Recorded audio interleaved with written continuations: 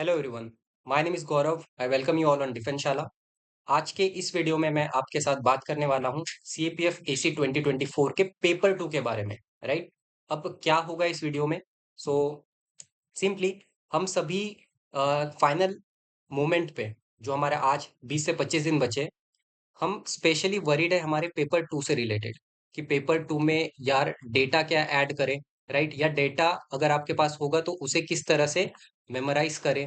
Right, क्योंकि आपने data इतना कंपाइल कर लिया होगा और अब 300 वर्ड होते हैं हमारे पास एक ऐसे में, आप कितना डेटा ऐड करोगे, कितना याद रखोगे? ठीक है, तो फाइनल फिंगर टिप के लिए जिसके पास आज कुछ भी प्रिपरेशन नहीं है, मैं यहाँ पे शेयर करूंगा 5 इंपॉर्टेंट रिपोर्ट्स, 5 इंपॉर्टेंट फैक्ट्स कह लो, रिपोर्ट्स कह लो या डेटा कह लो, जिन्हें आप अपने पेपर टू में किसी भी तरह से यूज कर सकते हो। ठीक है, कैसे करोगे उसके बारे में भी मैं बात करूंगा। अब हमें पता है कि जो हमारा पेपर टू का, फॉर एग्जाम्पल, मैं एग्जाम्पल के तौर पर समझा रहा हूँ, अगर ऐसे है, ठीक है, तो ऐसे में हमारे पास कुछ थीम्स होती है। कैसी थीम्स होती है? एक है जो सिक्योरिटी से रिलेटेड होगा या डिफेंस रिलेटेड होगा। एक आएगा जो कि सोशल इशू से रिलेटेड होगा, उसमें पोवर्टी आ सकता है, उसमें एग्रीकल्चर फेमाइन आ सकता है, ठीक है, इसमें विमेन से रिलेटेड आ सकता है, इसमें एजुकेशन आ सकता है। राइट, तो ऐसी हमारे पास थीम्स होती है। सो आप सोचो कि अगर मेरे पास पोवर्टी का एक डेटा है या डिफेंस का एक डेटा है, तो मैं तो पूरी थीम में कहीं भी यूज कर सकता हूँ। राइट, उसी तरह से जो हमारे पास यहाँ पे पहला इंपॉर्टेंट रिपोर्ट होगा, ठीक है, पहला इंपॉर्टेंट रिपोर्ट है हमारा ग्लोबल फायर पावर रैंकिंग 2024। अब ये रिपोर्ट हमें बताता क्या है? पहली चीज तो, वर्ल्ड की जितनी भी पावरफुल मिलिट्रीज होती है, पावरफुल कंट्रीज होती है, वो अपने मिलिट्री पे कितना एक्सपेंडिचर करते हैं, वो हमें ये रिपोर्ट बताती है। राइट, अब अगर से पहले इस रिपोर्ट को थोड़ा सा डिस्कस कर लेते हैं। सो ये रिपोर्ट हमें क्या बताती है, आप इस रिपोर्ट को नोट कर लोगे। ठीक है, देखो मैं सिर्फ 5 रिपोर्ट आपके साथ शेयर कर रहा हूँ। ये अगर आप नोट कर लेते हो तो आपको 100%, ठीक है, एटलीस्ट एक आइडिया तो आएगा कि हाँ यार, इस तरीके से इसे यूज किया जा सकता है। So US leads the military strength ranking, followed by Russia, China on the third spot. So इस पे global fire power ranking report क्या बताता है कि पहले नंबर पे यूएस मिलिट्री है, सेकंड पे रशिया है, तीसरे पे चाइना है और चौथे पे आता है हमारा इंडिया। राइट, और ये सेकंड स्ट्रेट ईयर, यानी दूसरी बार ऐसा हुआ है कि इंडिया ने चौथी प्लेस अक्वायर किया है। अब किस बेसिस पे ग्लोबल फायर पावर रैंकिंग को जज किया जाता है, रैंकिंग दी जाती है? Based on the military resources, की उनकी मिलिट्री रिसोर्सेज कितनी है, उनकी मिलिट्री इंडस्ट्री कितनी है, वहां का ज्योग्राफी कैसा है, ठीक है, मैन पावर मतलब कितनी स्ट्रेंथ है, टेक्नोलॉजिकल एडवांसमेंट कितना है उस मिलिट्री का। ओके, एंड साथ ही साथ ये हमें ये भी बताता है कि वो कंट्री कितना, बजट का कितना प्रतिशत हिस्सा या कितने रुपए उसके ऊपर अपने डिफेंस पे स्पेंड करती है। सो इंडिया जो है, ठीक है, इंडिया कितना स्पेंड करता है? 76.6 बिलियन, वेर एस यूएस कितना स्पेंड करता है? 714 बिलियन। अगर आप देखते हो तो इससे 10 गुना, ठीक है, 10 गुना कम है। चाइना कितना करता है? $207 बिलियन इतना करता है। एक इंपॉर्टेंट पॉइंट आप ये भी लिख सकते हो कि India import 70% of the arm but is accelerating domestic production. मतलब इंडिया 70% जो भी अपने हथियार है, ठीक है, डिफेंस से रिलेटेड, वो इंपोर्ट कराता है। बट हमें एक तरफ ये भी हमने यहाँ पे बताया है कि हम धीरे धीरे जो हमारा डोमेस्टिक प्रोडक्शन है, जो आत्मनिर्भरता है, वो भी बता बता सकते हैं। तो एक ग्लोबल फायर पावर रैंकिंग, ये जो पहली रिपोर्ट है, हम किस तरीके से कहाँ कहाँ पे यूज कर सकते हैं? सपोज अगर अब हमारा टॉपिक आता है, ठीक है, कि इंडिजिनाइजेशन, ठीक है, इंडिजिनाइजेशन से रिलेटेड कुछ कुछ आता है। अब वो इंडिजिनाइजेशन ऑफ डिफेंस सेक्टर हो या इन जनरल सिर्फ इंडिजिनाइजेशन है, हम वहां पे भी बता सकते हैं। ठीक है, कि भले हम 70% इंपोर्ट कर रहे हैं बट हमारा डोमेस्टिक प्रोडक्शन भी बढ़ रहा है। ठीक है, मतलब हम इंडिजिनाइजेशन की तरफ बढ़ रहे हैं, तो आप वहां पे बता सकते हो। जब बात आती है कि इंडिया सुपर पावर कैसे बन सकता है, अगर सुपर पावर, ठीक है, ऐसा कुछ ऐसे आता है, तो आप वहां पे भी ये बता सकते हैं कि ग्लोबल फायर पावर रैंकिंग के अकॉर्डिंगली इंडिया जो है वो चौथे रैंक पे आता है। ठीक है, वर्ल्ड की स्ट्रॉन्गेस्ट मिलिट्री में। राइट, तो हम वहां पे इस रिपोर्ट को यूज कर सकते हो। जब बात आती है मेक इन इंडिया इनिशिएटिव की, ठीक है, मेक इन इंडिया इनिशिएटिव की, तो हम वहां पे एक एक रिपोर्ट के माध्यम से हम ये भी बता सकते हैं, ठीक है, कि मेक इन इंडिया के तहत कैसे, ठीक है, हम हमारा आम इंपोर्ट धीरे धीरे कम करने वाले हैं। राइट, जो हम 70% इंपोर्ट करा रहे हैं, धीरे धीरे हम डोमेस्टिक एक्सेलरेशन से कैसे वो और ज्यादा कम, इंपोर्ट डिपेंडेंसी कैसे कम हो जाएगी और हमें इंपोर्ट से export, arm equipment exporting countries कैसे बन सकते हैं। आप यहाँ पे फिर रिसेंटली करंट अफेयर जब आप पढ़ते हो पेपर वन के लिए कि फिलीपींस को हमने ब्रह्मोस मिसाइल बेची है, ठीक है, तो ये सारी चीजें आप यहाँ पे ऐड कर सकते हो। तो ये रिपोर्ट आपको डिफेंस थीम के पॉइंट ऑफ व्यू से 100% ये डेटा आपको याद होना चाहिए। अब ये पूरा याद अगर आपको नहीं होता चलेगा। मैं जिस तरीके से आपको बोल रहा हूँ, क्या कह रहा हूँ मैं आपसे, कि इंडिया जो है ग्लोबल फायर पावर रैंकिंग में चौथे नंबर पे आता है, ये आपको याद रखना है, राइट। सेकंड, आपको ये याद रखना है कि इंडिया 70% अपने हथियार इंपोर्ट कराता है, लेकिन वो डोमेस्टिक प्रोडक्शन भी बढ़ा रहा है। ये तीन वर्ड आपको याद रखने हैं। इसे अगर आप अपने डिफेंस से रिलेटेड ऐसे आर्गुमेंट रिपोर्ट कहीं पे भी ऐड करते हो, डिपेंड करेगा, ठीक है, कि टॉपिक कहाँ पे पूछा गया है, राइट। तो वहां पे आप इसे डेफिनेटली यूज कर सकते हो अगर वो टॉपिक डिफेंस से रिलेटेड है तो, right. Modernisation of Indian arm forces आता है तो आप वहां पे भी इसे लिख सकते हो कि भारत जो ग्लोबल फायर पावर रैंकिंग पे भी चौथे नंबर पे है, इंडियनाइजेशन की वजह से वो और अपनी रैंक को इंप्रूव करा सकता है, ठीक है। तो इस तरीके से आप यूज कर सकते हो। सेकंड, मैं यहाँ पे शेयर करूंगा जो आपकी सेकंड इंपॉर्टेंट थीम बनती है। पहले तो मैंने आपको डिफेंस से रिलेटेड बताया, सेकंड जो इंपॉर्टेंट थीम बनती है वो बनती है हमारी कहीं ना कहीं इंटरनेट से रिलेटेड।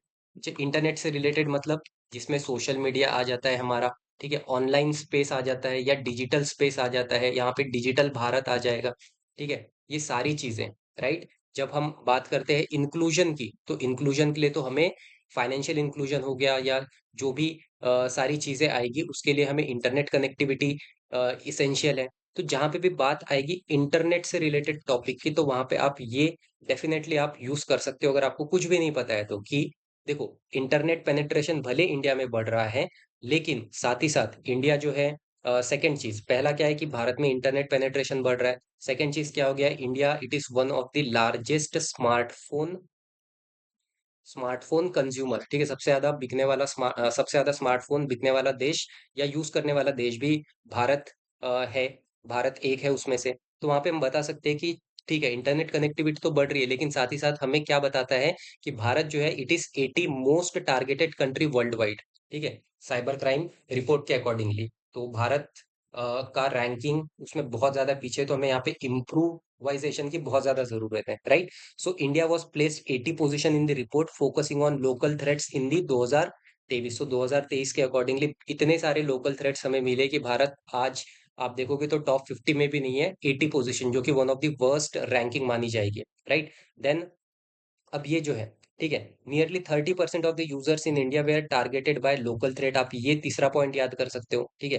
पहले तो इंडिया का ओवरऑल रैंक कितना है वर्ल्ड साइबर क्राइम में, वो कि 80th रैंक पे है। और लास्टली ये कि India cyber security market reached $6.06 billion in 2023। अब ये आप कैसे यूज कर सकते हो जहां पे भी बात आती है। पहले तो मैंने बता दिया इंटरनेट से रिलेटेड। अब आप चाहो तो इसे डिफेंस या इंटरनल सिक्योरिटी से भी लिंक कर सकते हो, ठीक है। इंटरनल सिक्योरिटी से कैसे लिंक करोगे, अगर क्वेश्चन आ गया कि यार इमर्जिंग थ्रेट्स क्या क्या है, तो इमर्जिंग थ्रेट्स में आप बता सकते हो कि इमर्जिंग थ्रेट में एक आता है कि आज जो साइबर क्राइम हो रहा है, ठीक है, साइबर क्राइम बढ़ते जा रहा है, जहां पे इंडिया की रैंकिंग 80 बताई जाती है, राइट। तो आप ये सारी चीजें यहाँ पे इस तरीके से यूज करोगे, ठीक है। तो एक हमने किससे रिलेटेड देख लिया, साइबर क्राइम से रिलेटेड देख लिया। वैसे मैं आपके साथ अगला इंपॉर्टेंट डायमेंशन शेयर करूंगा। तो ये जो हमारा तीसरा थीम होने वाला है it is related to social, ठीक है, आप इसका स्क्रीनशॉट ले सकते हो। So it is related to social topic, कुछ भी सोशल टॉपिक आता है, पॉवर्टी से रिलेटेड आता है, एजुकेशन से रिलेटेड आता है, हेल्थ से रिलेटेड आता है, ठीक है। वहां पे आप ये सारी, वहां पे आप यूजुअली नीति आयोग की रिपोर्ट आपने मेंशन करनी चाहिए, ठीक है। तो नीति आयोग ने अपनी जो रिपोर्ट होती है multi dimensional poverty index, so it is a globally recognised comprehensive measure that captures the poverty. ये किसके बारे में बताता है हमें, गरीबी के बारे में बताता है। क्या क्या इसके डायमेंशन है, किन किन पैमाने पे ये पॉवर्टी मेजर करता है, हेल्थ इंफ्रास्ट्रक्चर कैसा है, एजुकेशन कितना है, स्टैंडर्ड ऑफ लिविंग कैसी है, ठीक है। ऑल्सो साथ ही साथ यहाँ पे दो और इंडिकेटर ऐड किए गए हैं। पहला है हो गया material health, bank account in line with the national priorities. अब देखो ये रिपोर्ट हम पूरी समझ रहे हैं अभी, ठीक है, ऐसा नहीं कि आपको ये पूरा याद करना है, ठीक है, इससे आप आइडिया लो, देन आप इसे अपने अपने वर्ड्स में भी वहां पे लिख सकते हो विथ रेफरेंस देके कि ये जो मैं लिख रहा हूँ कि भारत जो है वो पॉवर्टी में इंडिया में पॉवर्टी में रिडक्शन आया है। अगर मैं ऐसा लिख रहा हूँ तो किस बेसिस पे लिख रहा हूँ?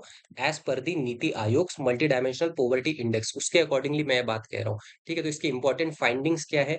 यहाँ पे इम्पोर्टेंट फाइंडिंग्स ये है कि ओवरऑल पॉवर्टी में जो आया है वो रिडक्शन आया। किसने बताया ये? मल्टी डायमेंशनल पॉवर्टी इंडेक्स ने बताया है जो कि नीति आयोग पब्लिश करता है। कैसे? So India has registered a significant decline in multidimensional poverty from 29.17 in 2013-14 to 11.28% in 2022-23। So overall अगर आप देखते हो पिछले लगभग 8 से 10 साल के दौरान 17.89% का डिक्रीमेंट हुआ है पॉवर्टी में, राइट? तो जो कंडीशन है वो डेफिनेटली इम्प्रूव हुई है। स्टेट वाइज अगर आप देखते हो तो ज्यादा सबसे ज्यादा पॉवर्टी डिक्लिनेशन कहाँ पे हुआ है? उत्तर प्रदेश में हुआ है। ठीक है, then after that which is followed by Bihar, Madhya Pradesh and Rajasthan, right? तो ये सारी चीज आप अपने ऐसे में लिख सकते हो। अब ऐसा जरूरी नहीं है कि आपको ये याद करना है कि यार उत्तर प्रदेश में सबसे ज्यादा हुआ है।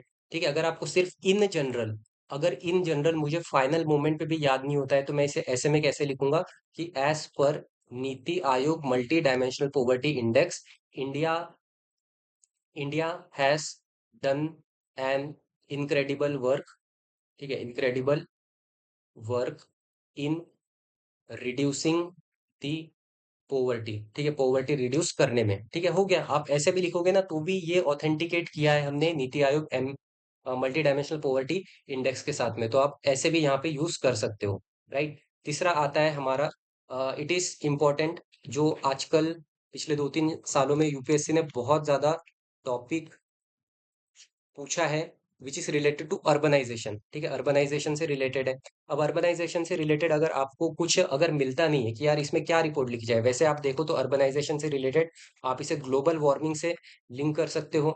ग्लोबल वार्मिंग से लिंक कर सकते हो। आप ये बता सकते हो कि आईक्यू एयर क्वालिटी इंडेक्स जो होता है, ठीक है, world world air quality index में आप देखोगे कि वर्स्ट कंट्री में या मोस्ट पोल्यूटेड कंट्री में इंडिया हमेशा टॉप 5 या टॉप 10 या समटाइम टॉप रैंक भी आ जाता है। ठीक है, आप वो भी यूज कर सकते हो। आप ये भी बता सकते हो कि 2023 को हॉटेस्ट ईयर माना गया, जिसका एक प्रमुख कारण है अर्बनाइजेशन, राइट? ठीक वैसे ही यहाँ पे एक इंटरेस्टिंग रिपोर्ट हमारे पास है, टॉम टॉम ट्रैफिक इंडेक्स। अब टॉम टॉम ट्रैफिक इंडेक्स क्या बताता है? ये जैसे कि देखो, यहाँ पे पहले रैंक पे कौन है? लंदन है, यूनाइटेड किंगडम। अब ये क्या बताता है कि 10 किलोमीटर ट्रैवल करने में यहाँ पे एक एवरेज टाइम कितना लगता है? 37 मिनट लगता है। ठीक है, ठीक वैसे अब हमें इनसे तो कुछ नहीं करना है लंदन से, हम बात करेंगे इंडिया की। ठीक वैसे ही जो हमारा बैंगलोर है, ठीक है, जो अर्बनाइजेशन है ना, तो हम अर्बन सेंटर्स के एग्जाम्पल देंगे। बैंगलोर जो है उस वहां पे 10 किलोमीटर ट्रैवल करने में कितना लगता है? 28 मिनट लग जाते हैं, तो लगभग आधा घंटे के आसपास इतना लग जाता है। ठीक है, और ये rush hour, time lost per year at rush hour, कितना समय का नुकसान होता है हर साल में? ड्यूरिंग द रश आवर 132 घंटे का नुकसान होता है। ठीक है, अब अगर आपको ये नंबर्स समझ में आते हैं, ठीक है, मैं ज्यादा टाइम नहीं लूंगा आपको, बट स्टिल अगर आपको ये नंबर समझ में आते हैं ना, तो आप इसे कहीं ना कहीं ह्यूमन रिसोर्स से भी लिंक कर सकते हो कि इससे कैसे हमारी कंट्री की ओवरऑल एफिशिएंसी डिक्रीज होती है। ठीक है, नो डाउट कि बैंगलोर को माना जाता है सिलिकॉन वैली ऑफ इंडिया, लेकिन ठीक उसी सिलिकॉन वैली ऑफ इंडिया में काम करने वाले के हर साल 132 घंटे का नुकसान होता है ट्रैफिक कंजेक्शन की वजह से। तो आप एक आयरनी वहां पे प्रेजेंट कर सकते हो। सिर्फ बैंगलोर ही नहीं, यहाँ पे पुणे का भी एग्जाम्पल है, राइट? तो आप ये इस तरीके से अर्बनाइजेशन से रिलेट यहाँ पे कर सकते हो। ठीक है, एंड फाइनली जो लास्ट रिपोर्ट है, again it is related to defence and specifically to the internal security of India.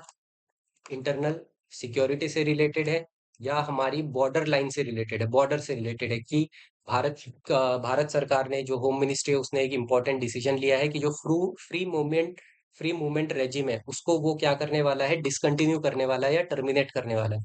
India Myanmar का जो बॉर्डर है, बिकॉज ऑफ सिक्योरिटी रीजन, अब हम उसे फेंस करने वाले हैं। ठीक है, उस पूरी जो बॉर्डर होगी हम वहां पे फेंसिंग लगाएंगे। कितने किलोमीटर का बॉर्डर है? 1643। ठीक है, तो आप इतना सा याद करो कि इंडिया म्यांमार बॉर्डर को हम फेंस करने वाले हैं। जो FMR है, free movement regime, free movement regime का मतलब क्या होता है? यहाँ का पर्सन यहाँ पे, यहाँ का पर्सन यहाँ पे, मतलब म्यांमार का पर्सन इंडिया में बिना बिना वीजा पासपोर्ट के ऐसे ही आ सकता है। फ्री मूवमेंट नाम से ही समझ में आता है, क्योंकि फॉरेस्ट वाला एरिया है, ट्राइबल लोग रहते हैं। ठीक है, फॉरेस्ट पे ट्राइबल लोगों का राइट होता है। राइट, तो उसके तहत freely they can travel, but उसके कुछ सिक्योरिटी कंसर्न्स है, इस वजह से हम उसे बॉर्डर करने वाले हैं। तो ये चीजें आपको याद रखनी है। एक बार आपका ओवरऑल रिवाइज अगर मैं कराऊँ, तो मैंने सबसे पहले आपके साथ क्या शेयर किया, that is related to defence, जहाँ पे एक रिपोर्ट, प्लीज इसे आप अपने हैंडबुक में लिख लो। पहला जो है, आप ग्लोबल फायर पावर इंडेक्स में इंडिया का रैंक चौथा है। दूसरा जो मैंने आपके साथ रिपोर्ट शेयर किया, that is related to social topic, जहाँ पे मैंने आपको बताया नीति आयोग का मल्टी डायमेंशनल पॉवर्टी इंडेक्स। तीसरा जो मैंने बताया वो है इंटरनेट से रिलेटेड। इंटरनेट से रिलेटेड क्या बताया मैंने, कि इंडिया का रैंक कितना है, 80, कहाँ पे, साइबर क्राइम में। चौथा जो है, चौथे में क्या बताऊंगा मैं आपको, चौथे में मैंने आपको बताया that is related to traffic. Traffic को आप कैसे रिलेट करोगे, अर्बनाइजेशन से। ठीक है, अर्बनाइजेशन में कैसे हम 10 बैंगलोर में, ठीक है, 10 किलोमीटर ट्रैवल करने के लिए लगभग 28 मिनट लग जाते हैं। एंड फाइनली जो पांचवा है, कि हम जो म्यांमार बॉर्डर है उसको फेंस करने वाले हैं, जो कि एक अच्छा डिसीजन है, हमारी सिक्योरिटी को और स्ट्रेंथन करता है। Right, so that is all in this video. I hope कि आपको यहाँ पे बहुत सारी चीज सीखने को मिली होगी। So that is all in this video. Have a good day, जय हिंद, and please do subscribe the channel.